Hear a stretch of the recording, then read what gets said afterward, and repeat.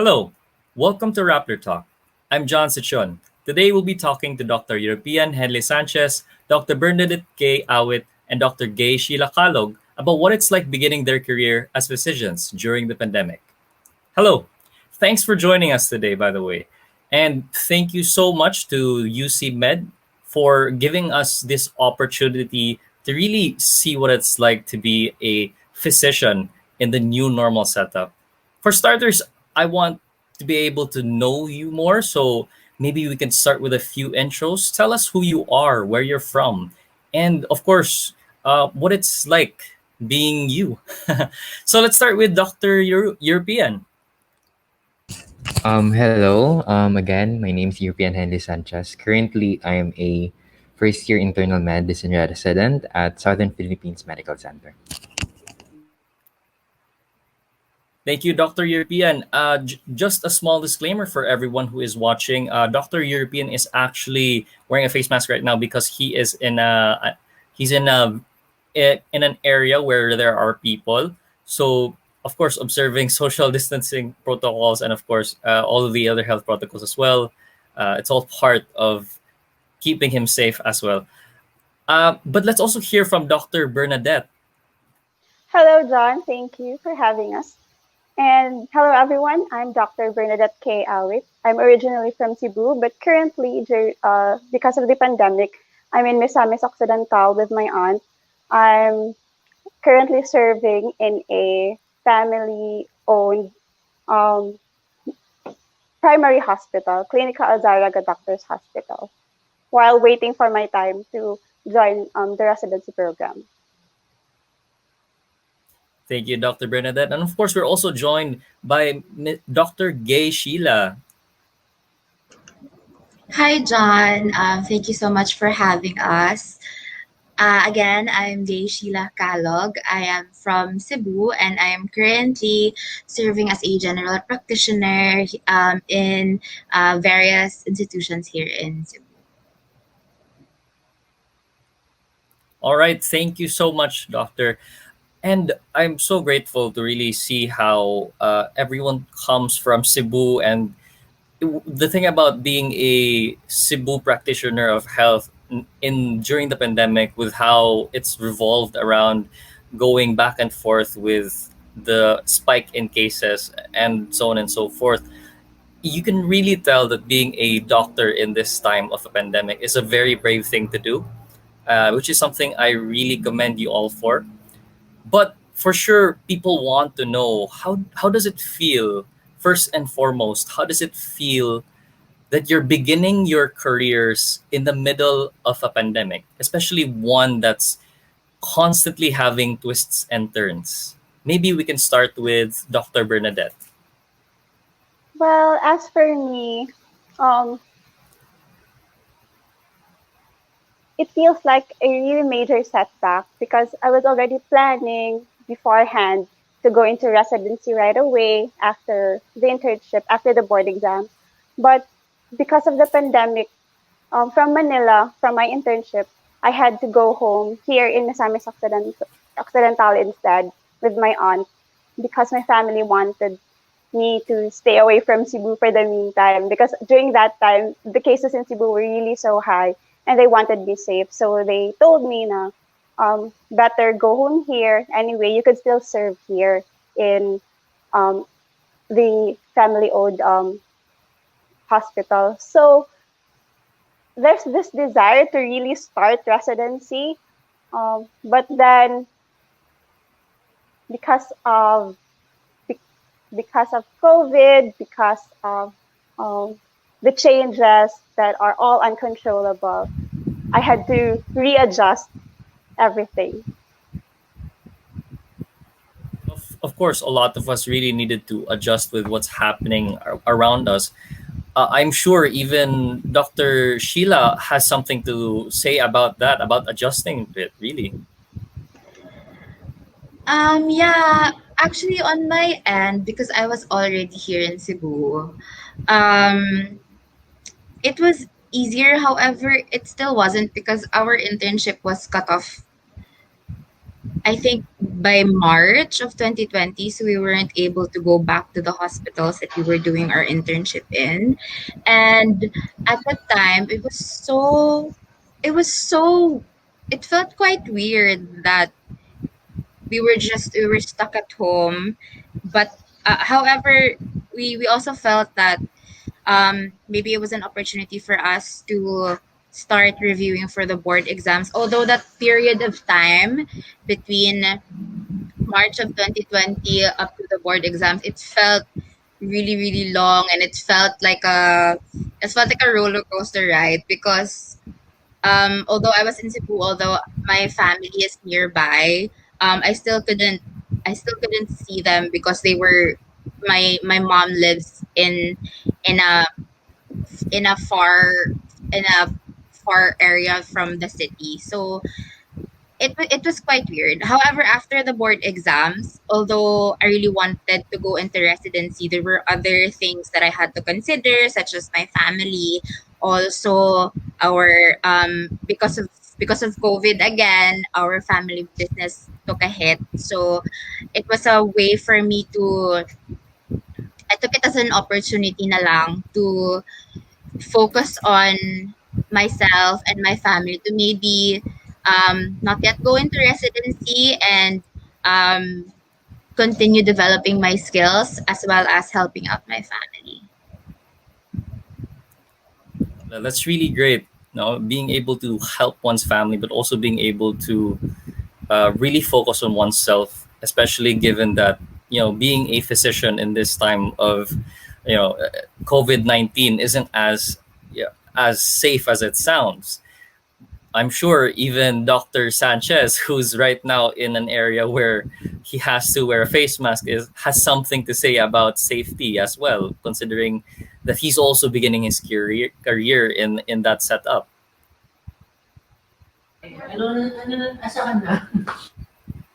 Oh, well, yes, it was very difficult at first, especially during the first phases of the pandemic, because we were at that point of our careers in a transition. As they said, it was during an internship and we haven't had our licenses just yet, and we were about to take our board exams. So it was difficult because we were at the point wherein we wanted to help, but we couldn't. So we were stuck at our homes, but we badly wanted to help. And then we reached a point when we passed the board exam, and being in starting our careers just right now, being a new doctor at the current setup is really difficult because on top of the old problems that we had before, then we have to also to take into consideration the difficulties that the pandemic has really given to us. So it's a lot of setbacks and a lot of challenges, but then every day there are always reasons for you to be grateful for, you have reasons to be thankful for, despite what we have right now. But at the end of the day, it's the calling to be a physician has never been more apparent than it has been ever before. Thank you. And I agree that the calling now is much more, well, it's a much needed calling, given that it's also a vocation to really help people, and I admire you guys for that. But taking a look back, maybe just a quick flashback to those times when you guys were preparing for the boards. Maybe let's talk about what you guys think were the greatest challenges in terms of preparing for the boards during COVID-19. I'm sure we can start with Dr. Sheila. Actually, prior to the review season for the boards, during our internship year, we already started to prepare for review season. So what we would typically do is that we would apply to review centers or for in my case I was planning to do my review in Manila with a review center there, and at that time I was already planning with a few friends that we would stay in the review center in a condo together. So we had all these plans. We contacted we contacted a condo. So it was all laid out. We were just waiting for internship to end. However, when COVID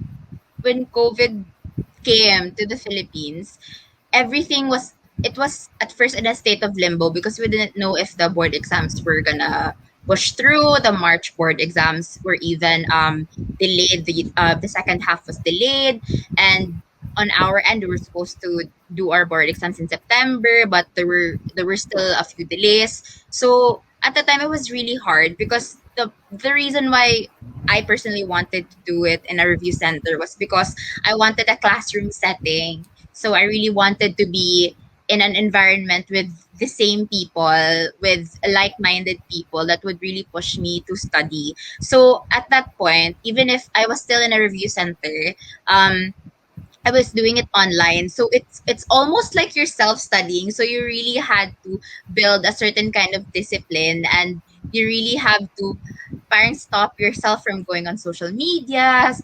You really have to stop yourself from going on Netflix and things like that. So it was really quite hard. Like until now I'm still surprised that we made it despite not being in a typical review setting. With the change of the whole face-to-face classroom setup, I'm sure all of us really relate to going into the online virtual setup and really digging deep into the usage of platforms like Zoom or platforms like Google Meet. And I guess we really had to adjust to that, and that kind of affected a lot of us. And as you said, it did put us in a state of limbo, and I totally agree. But I'm sure Dr. Bernadette can tell us about specific challenges that go deeper into the perhaps the psyche even. Yes, when the review season started, I was still stuck in Manila. I was stuck there for I think like until August before I was able to come home to Miss Off. During that time, I would really say I was really out of focus. I just wanted to go home. I just wanted COVID to end. I just wanted to see people again and study and review with people, with my friends. I just wanted to be with people who shared the same sentiments with me. And there was always this feeling of being so lost, the feeling of having all your plans suddenly change and everything was um just so chaotic, and it was just so unpredictable. So doing it online didn't make it any easier. Again, like what Sheila said a while ago, it's difficult to discipline yourself when you're like studying by yourself, doing it online. And at the same time, it's difficult to reassure yourself that everything is going to be okay, that that all your efforts will pay off eventually when you're in the middle of COVID. But then it helped a lot that we continue, me, my friends, and all of my batchmates, we continue to contact each other, we continue to talk to each other, and reassure each other that we are in this fight together. As what our hashtag in our batch would say, one Primorius. It means that whatever we're going through, be it we're together in school or we're not together, or simply we're in our individual homes, we're still one Primorius. We're still doing it together and we're going to win this together. So I think that's one thing that was really challenging. And at the same time, it was a blessing actually. It was a blessing because it actually taught us that we are more than our fears and we are more than our doubts. That's actually really good, no? That you have a support group with your batch, one Primoris. That's actually really nice, considering that I'm sure that a lot of our viewers would agree that that's actually something that they want to have with their batch members as well.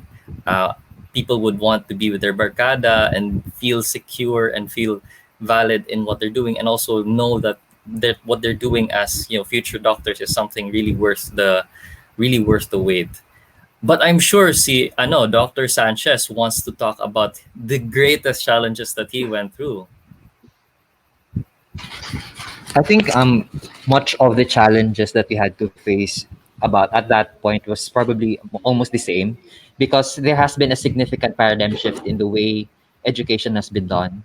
And especially at that crucial point in our time when we have to prepare for the board exam, and none of us were really ready or were accustomed to such a setup, doing everything online. And the greatest difficulty probably lies on the fact that the responsibility of your education lies to you more than ever. You have to really push yourself, because you can't do it with your friends personally, face to face. So it had to be, the responsibility had to be on you more than ever. But I think um all with going back, all the difficulties, all the challenges we had to go through, it made everything, when we passed, it made everything all the more rewarding looking back. Because I mean, if you're going to go through all of it and then realize that you had to go all through that, take the board exam on a pandemic, and even during that time when we took the board exam, there was an earthquake going on, there was a storm going on. We had to face all of that to take the board exam, to get our licenses, and then to be where we are right now, licensed physicians. It made everything all the more worthwhile and all the more rewarding. I'm sure you guys really take it into heart going through these things and really put these things into perspective for other people as well. And it's great that we had this opportunity to tell people about those perspectives and trying to go through those challenges that you've had. But I'm sure you guys can also share a few things that you specifically did in order to really get through the licensure or through the board exam, like specific rituals even that you can share. Maybe let's start with Dr. Sheila. So this is quite funny. Because I'm actually I know myself, or a lot of people know me, that um it's quite hard to wake me up in the mornings. My sister is a witness to this because she lives with me, and and during internship she was the one who would wake me up in the mornings. So at the time of the review season, there was this one. I promised myself. I think I'm not sure if it's a ritual or something, but during that entire time I slept on the floor. I pushed myself to be as uncomfortable as I could while I was sleeping, so that I would be able to wake up in the mornings on time at 5 a.m. on the dot to start reviewing.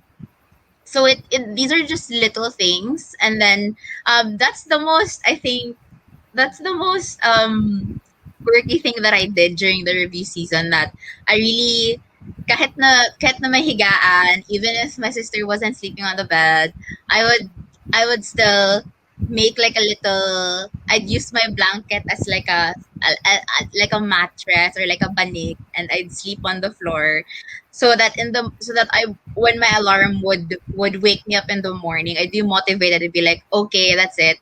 I'm not, this is not a comfy place to be. I might as well get up and start studying. So that's what I did. Nah, I still remember until now. Sheila, that's really one quirky way to really wake yourself up in the morning, no?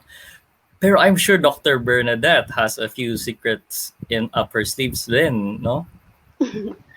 One, I had really to cut off social media because it was a really major distraction. So that one.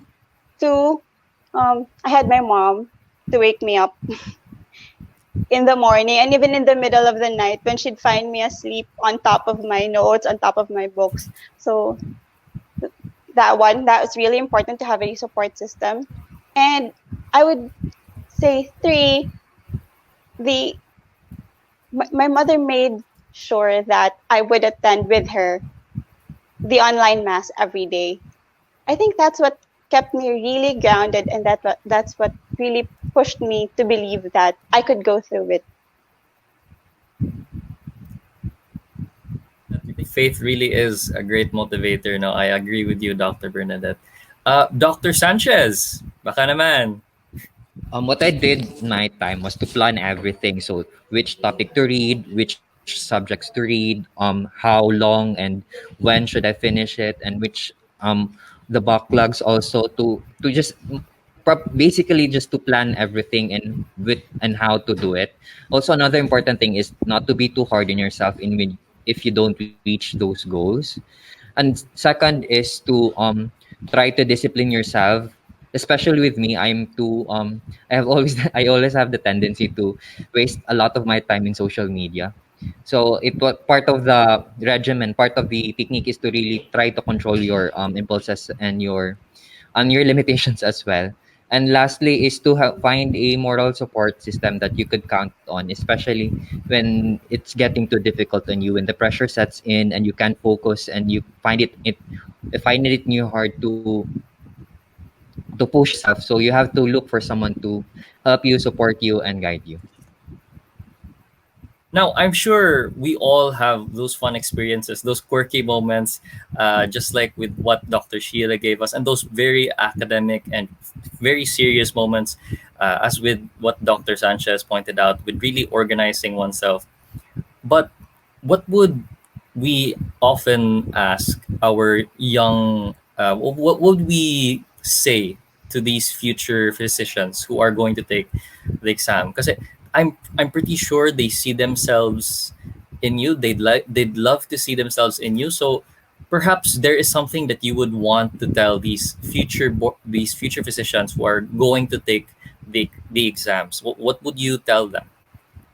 Let's start with Dr. Bernadette.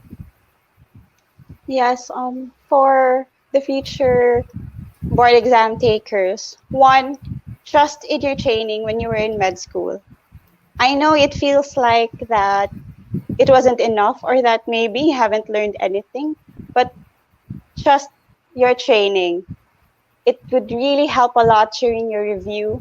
You'd, while reading, while reviewing, you'd suddenly recall your SGDs or maybe your discussions with your mentors. And number two, um, trust your in-hospital experiences. I know the face-to-face internship was really limited for you, and I know you wish that it was longer, that you had more exposure, but treasure those experiences, treasure those limited moments with your patients, with your residents, with your consultants, because they will really help you once you're answering your board exams. When you see a question, you'd suddenly recall, oh, this was my patient when I was in surgery or when I was in IM. And number three, believe in yourself. It's okay to doubt, it's okay to fear once in a while, but don't let these cripple you. Know that the Lord has placed that desire to be a doctor in your heart, and He will see you through. You did not reach this far for nothing. He will see you through. Ayun nga, he will see you through. I'm sure Dr. Sanchez also wants to add something to that. Not to pressure them, but the country needs you. The country needs you right now. I think more than ever we realize how important it is what role our profession plays on the current situation. So, the country needs you. I hope most of you, when you pass the board exams, don't go out of the country because, and like I said, the country needs you. Use that as a motivation to serve your fellow men, regardless of political beliefs. Go back to the desire, the willingness to serve your people, to serve those who need your services, to help those who are sick. And then lastly, when sometimes you reach a point in your preparation wherein the motivation falls short, then that's where discipline kicks in. You really have to set a a mindset, a goal that you have to pursue what you want to do. So that's where discipline kicks in, and you have to attain that in order to see things at the finish line. Let's ask Dr. Sheila. So for the students who are currently interns and about to go into the review season, you really have to ask yourself at this point, is this what you want? Because if you can answer that question that yes, this is really what I want, then you you know what sacrifices you have to make in the next few months. And also, like what Kay said, trust in the process, trust in your training. I'm pretty sure that your medical schools have already prepared you enough. I know that there will come a point in the review where you'll feel like you didn't learn anything, you're not ready, but trust in the process. When come the board come board exams, you really will bigla na lang dadating sa'yo na the answers will come to you. And also, if you know yourself, you really have to get to know yourself before you get into the board review season, because um you need to know what your limits are. You need to know what kind of a learner you are. So if you're somebody who's easily distracted, be quite Spartan in your self discipline. Okay, so I'm gonna cut off social media. I'm going to cut off Netflix or whatever that is. But um but also you also have to be you don't have to be that hard on yourself. Then you have to make time for yourself during review to maybe chat with a friend, go to mass with your family if you're religious.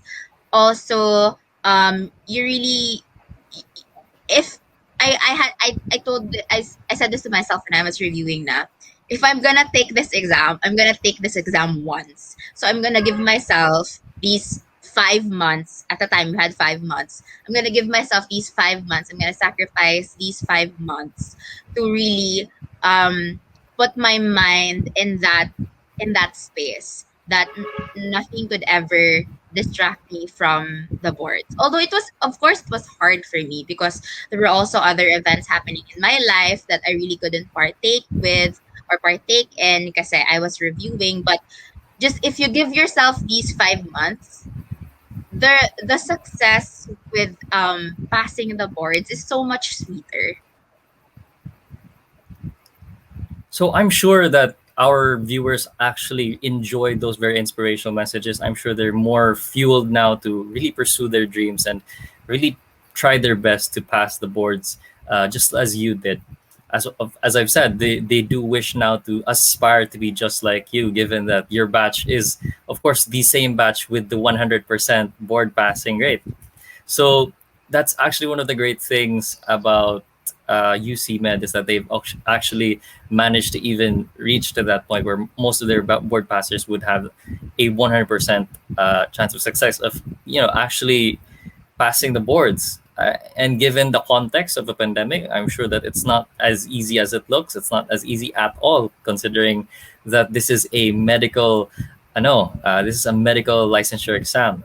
But going back to each and every single one here, for each doctor, I'm sure you guys have plans in the future, plans of your own.